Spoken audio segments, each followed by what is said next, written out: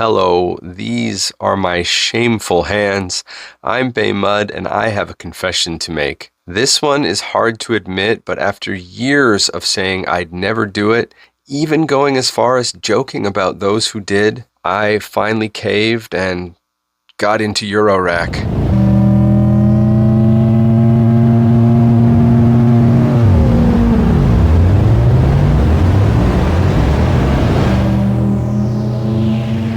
I know I can feel your disdainful stares through the screen. I've resisted good deals on modules, even traded away a powered roll-in skiff after feeling the dark temptation to expand down the rabbit hole, but in the end it was the workshop system from Thing Modular that finally proved too much to resist. Quick aside to say, this isn't sponsored. I bought the kit with the loonies scrounged from my own couch cushions. So what is it about this setup in particular that proved so enticing? The answer lies in all the reasons I stayed away from modular synths in the past, and the hubris to think that this system solves those while stopping me from going any deeper down the rabbit hole. First, the barrier to entry was always super high. You have to buy a case and a power supply before you can even think about making any noise. The workshop system, while not super cheap after tax and duties in Canada, does include the case and power supply as part of the kit. Next, when it comes to modular, the adage was, build a bigger case than you think you need as you don't want to run out of room, which always seemed to translate to me as, get ready to never stop spending money. Not to mention the option paralysis of having so many modules to choose from when building a case. Starts to feel like a gotta catch 'em all scenario, and I already fight that with boutique pedals. So I find it reassuring that the case and power supply for this system are maxed out with the included modules. No temptation to fill an extra 2 HP or add another row. But does that just mean I'll justify this as proof of concept to get a bigger case down the road and feed the inevitable beast? Time and finances will tell. It's also a self-contained system, meaning it is completely capable of being used entirely on its own. No need to buy another module or gear to have fun.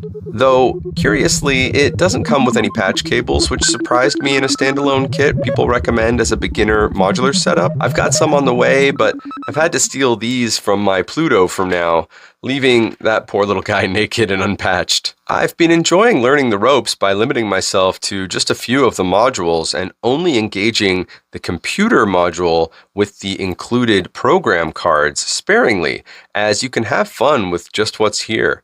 2 oscillators, 2 filters, 2 slopes, etc. Though I can see how you might start to think a few more modules would help complete the patch, but no, I mustn't let that thought creep in.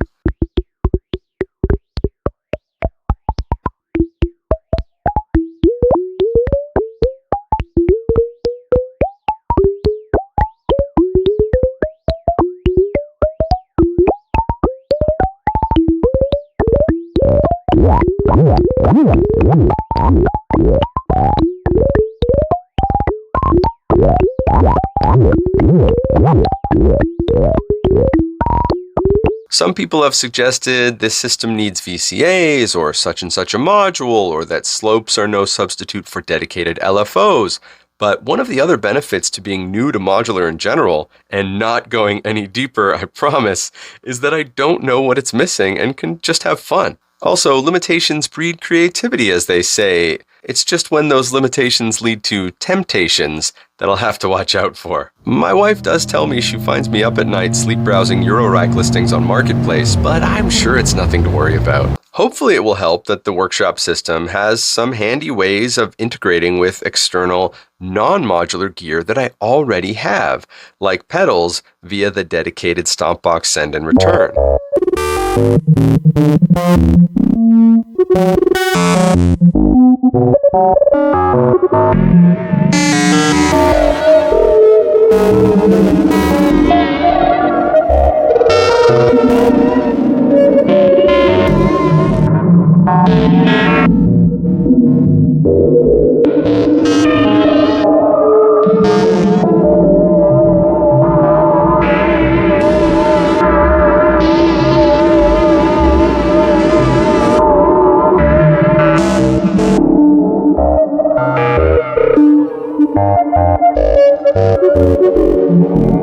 I've also already got a few modular-friendly things like the aforementioned semi-modular Modern Sounds Pluto, Arturia Keystep, and my trusty Synthtrom Deluge. I've even joked recently that I feel bad never using the gate and CV outputs on the Deluge, so naturally I had to buy something to go with them. Hopefully that doesn't lead to me buying more stuff just because it also has CV and gate connections, but again, time and severe gas will tell.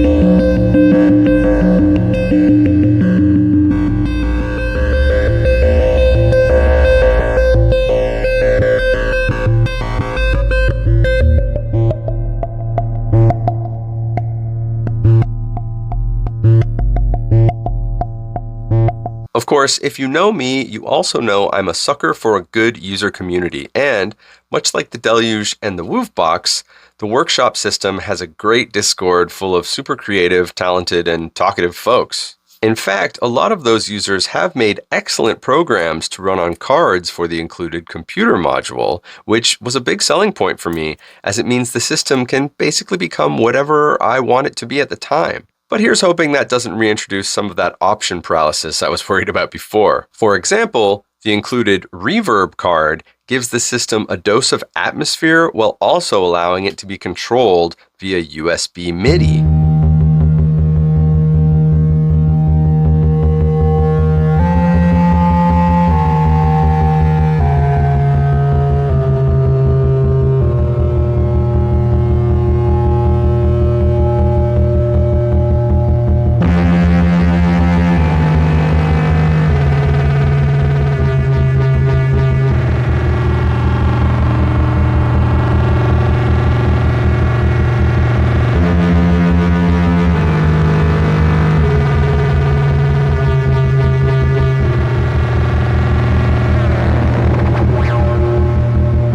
Overall, it's already been a great happy accident machine, and I've lost hours zoning out to ambient drones and moving patches. But don't worry, this isn't becoming a modular channel. Maybe someday I'll start Bay Modular for that, but I do hope to integrate this system into my larger, non-modular setup. I mean, there's an untapped market of folk guitar and bleeps and bloops that I just know you're all very excited about. Of course, I've barely scratched the surface with this thing and have a lot to learn, but I am having fun so far. Okay, so did I make this entire video just to basically convince myself it's okay to enjoy this small dose of Eurorack? Definitely. Do I need you to hold me accountable that it doesn't get out of control now that I've opened this door? 1000%. Place your bets in the comments if you think this will be as far as I go down the Eurorack rabbit hole, or if I'm already a lost cause. Have you thought about getting into modular before? Any advice for someone just dipping their toes in and hoping not to get sucked under? In the meantime, I'll be patching.